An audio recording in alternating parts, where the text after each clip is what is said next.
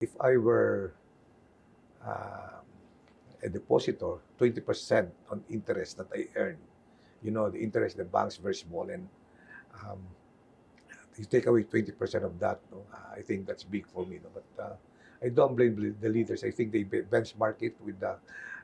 There was a lot of study, and there were congressional committee hearings about this, and it's just harmonizing, making things equal. No, unlike before, if you have a 5-year term deposit, it's exempt. But if so it's just. I think it's birth page. No, people will get used to it. Of course, there's a lot of euro now. No, but how I wish, that it could have been lower, but the government also needs money.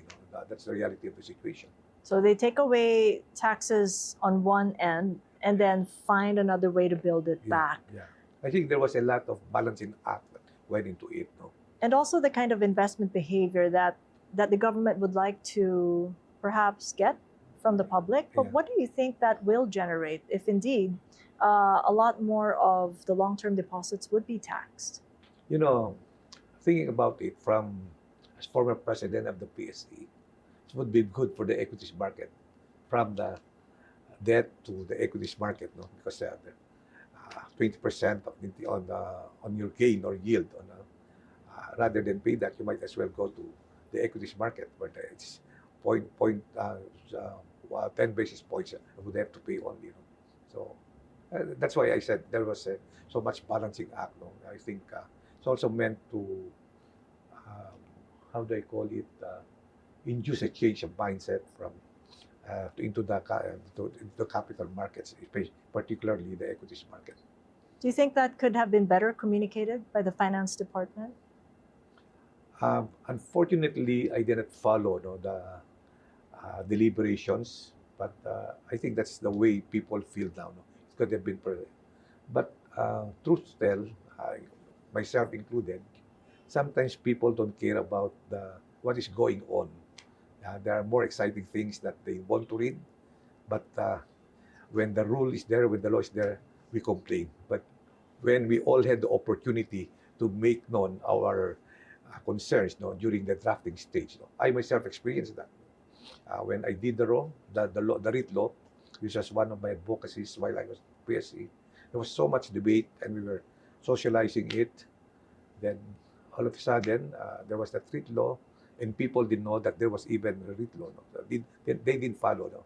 I think we need a more engaged set of stakeholders. No? So that's the reason why, in the PSC at least, no? And I intend to do that. And I think the SEC has been doing that. We socialize whatever the proposed rule, the proposed law, so that we can have everyone engaged. No?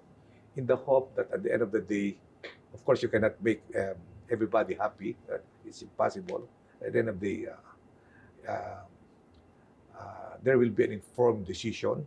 Okay, that's why in the SEC, I think we have to have a system where it's any policy change, any proposed rule must be evidence-based, data-driven. That's very important.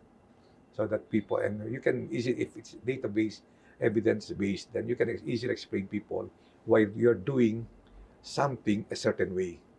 So no one can debate against data, right? Rather than just, this is what I want. No, it's subjective. This is what is good, without knowing that what you personally think is good, is not good after all, no? If confronted with data or evidence. So earlier on, you did mention that you wouldn't be introducing any new laws, but you would enhance what we already have. And you did make a mention of REIT. What about PERA? What kind of amendments are you hoping to make and socialize to the stakeholders out there before coming out with amendments to the law? Generally, I think we have enough laws to make our market more vibrant. No? Way back in my exchange days, for example, the stamp duty, DST, document stamp tax exemption for secondary trading of equities through the exchange, I think lapsed in 2007. There was just a 5-year window. But one of my projects and I was lucky to have done it.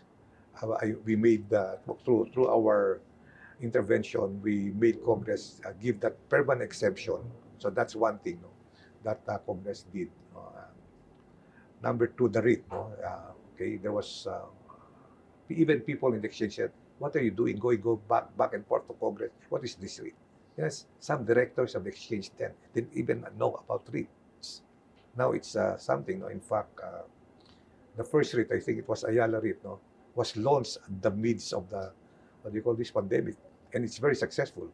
Okay, PERA, well, the purpose of that is to encourage savings by giving incentives to the saver. No, we call it, I think, contributor, and encouraging employers to contribute to the PERA account that the employees set up.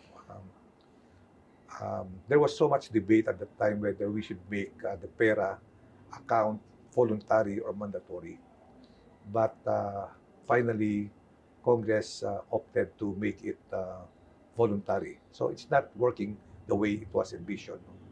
There are markets where the counterparts of PERA are made mandatory.